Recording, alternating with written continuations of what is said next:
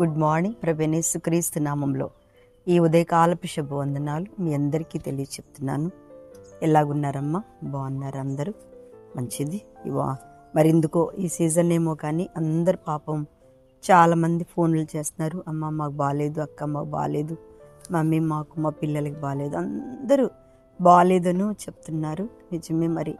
మరి ప్రార్థన అయితే చేస్తున్నాం. దేవుడు తప్పకుండా ఇక ఈ చిన్న చిన్న వ్యాధులు అనేవి తప్పదు మనకి.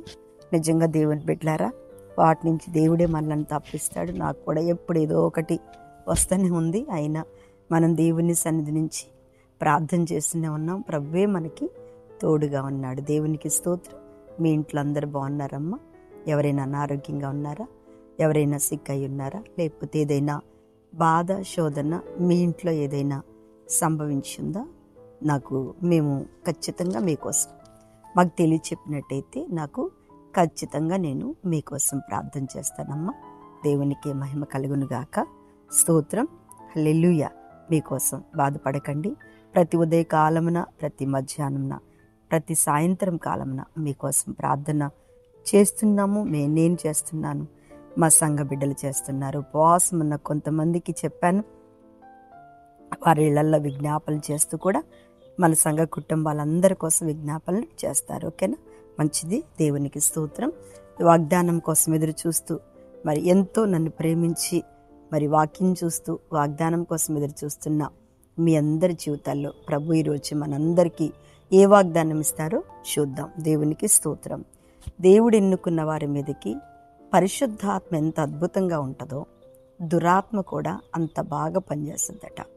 చెప్పండి, ఈరోజు దేవుని నమ్ముకుని దేవుని అభిషేకం పొందుకొని దేవుని చేతిలో ఎంత బలంగా మనము దేవుని దగ్గర నిలబడతామో వారి దగ్గరికి దురాత్మ కూడా అంత బాగా వాడుకుంటుందంట. అంత బాగా వారి మీదకి రావటానికి పనిచేస్తుందట. దేవునికి స్తోత్రం. చూడండి, అది ఈరోజు మనతోటి దేవుడు మనకి చక్కగా నేర్పించబోతున్న వాక్యము. మొదటి సమూయేలు గ్రంథము 16వ అధ్యాయము 14 వచనాన్ని చదువుతున్నాను. యెహోవా ఆత్మ సౌలును విడిచిపోయి యెహోవా యొద్ద నుండి దురాత్మ ఒకటి వచ్చి అతన్ని వెరిపింపగా సౌలు సేవకులు దేవుని యొద్ద నుండి వచ్చిన దురాత్మ ఒకటి నిన్ను వెంబడించుచున్నది అని రాజు అయిన సౌలుకి చెప్పడం జరుగుతుంది కదండి. ఇక్కడ చూడండి, సౌలు నిజంగా సౌలుని దేవుడు ఆత్మచేత నింపాడు. సౌలు అన్నాడు కదా, అభిషేకించటానికి అయ్యా నేను అర్హుడను కాదు, నా వంశం అర్హమైంది కాదు, నేను అసలు ఇశ్రాయేలు వాడిని కూడా కాదు, నన్ను అభిషేకించొద్దు, నేనేదో పని మీద వచ్చాను అంటే కూడా దేవుడు ఎందుకో సౌలుని రాజుగా అభిషేకించాలని నేను కోరుకున్న వ్యక్తి ఇతనేనని సమూయేలు చేత తైలపు బుడ్డను తీసుకుని అభిషేకించాడు కదండి. అభిషేకించినటువంటి బిడ్డ మీదకి దురాత్మ రావటం ఏంటి అసలు చెప్పండి?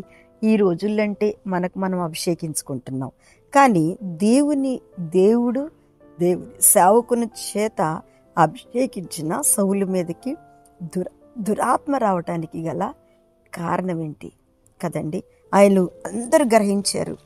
ఆయనతో చెప్తున్నారు, అయ్యా మిమ్మల్ని ఏదో దురాత్మ ఆవరించింది, ఏదో మీ మీదకి దురాత్మ వస్తుంది, అది మా కళ్ళ ముందు కనిపిస్తుంది, దానిని వెళ్ళగొట్టే ఒక వ్యక్తి ఖచ్చితంగా మనకి కావాలి.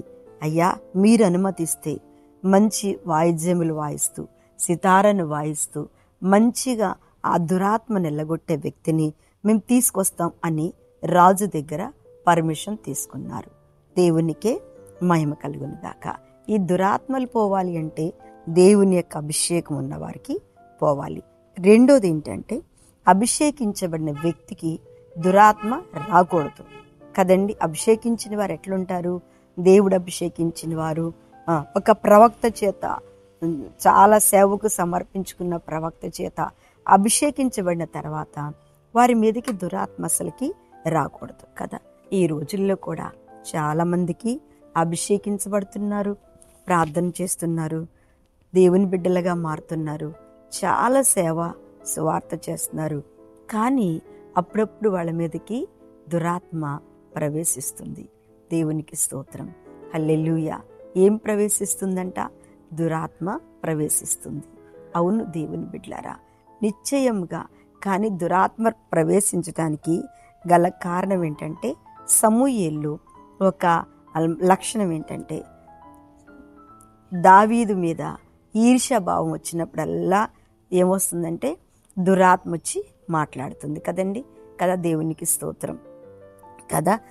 ఆయన ఏంటి, దురాత్మ వచ్చి ఎట్లా మాట్లాడుతుందంటే, ఈర్ష్యాభావం వచ్చినప్పుడల్లా దురాత్మ ఆయన మీదకి వచ్చేస్తుంది. దేవునికి స్తోత్రం. హల్లెలూయా.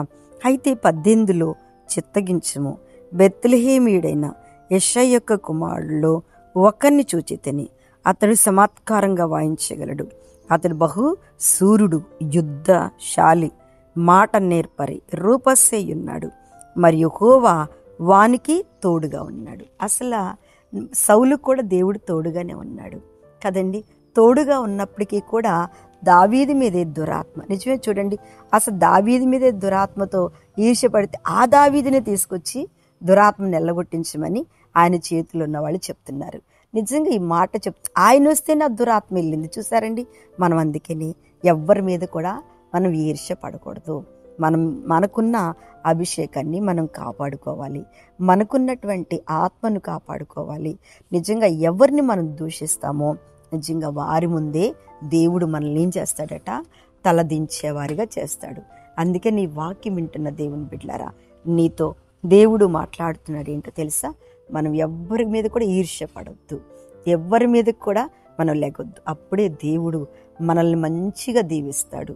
ఈ మాటలు నీతో మాట్లాడినట్టయితే సరిచేసుకుని దురాత్మకు అవకాశం ఇవ్వకుండా పరిశుద్ధాత్మలో నిలిచి ఉండునుగాక. ప్రార్థన చేస్తున్న పరిశుద్ధుడా, ఈ ఉదయకాలమున ప్రతి ఒక్క బిడ్డతో మాట్లాడావు.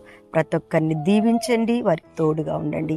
ఉదయకాలం బయటికి వెళ్ళినప్పుడు, లోపలికి వచ్చినప్పుడు వారికి కృపాక్షేమములు దయచేయమని, అనారోగ్యంగా ఎవరైనా ఉంటే మంచి ఆరోగ్యంతో నింపి స్వస్థతను దయచేయమని యేసు నామమున అడుగుచున్న తండ్రి, ఆమేన్.